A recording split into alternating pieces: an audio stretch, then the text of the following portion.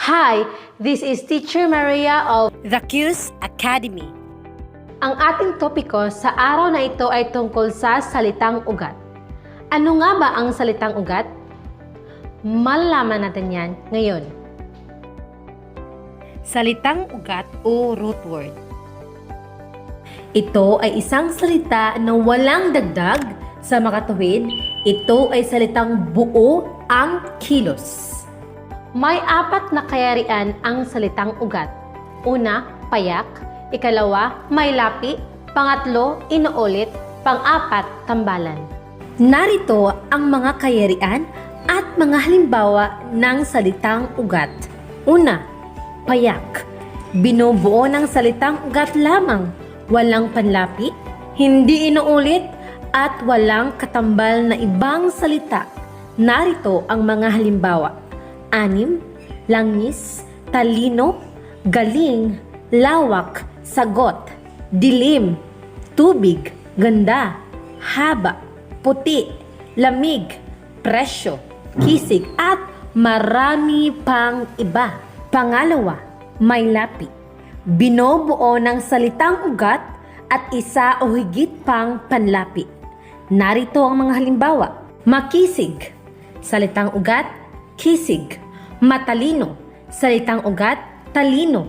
Maganda, ganda. Bumangis, bangis. Magaling, galing. Mahaba, haba. At marami pang mga halimbawa na narito. Pangatlo, inuulit. Inuulit ang kabuuan o higit pang pantig sa dakong unahan ay inuulit. Halimbawa, punong-puno, salitang ugat, puno. Galak na galak, salitang ugat, galak.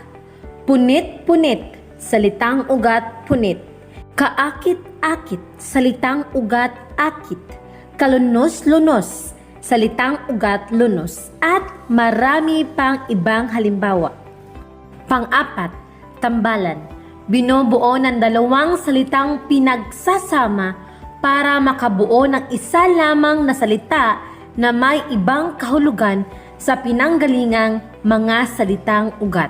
Mga halimbawa, basag ulo, balat sibuyas, mata pobre, hanap buhay, boses ipis, ningas kugon, agaw buhay, agaw eksena, bahay kalakal, at marami pang iba. Tandaan na ang tambalan ay may dalawang salitang ugat na pinagsama. Subukan natin itong sagutan. Salitang ugat, ibigay mo.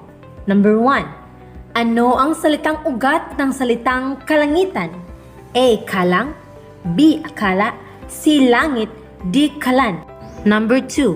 Ano ang salitang ugat ng salitang palaruan? A. Laro, B. Pala, C. Laruan. Number 3.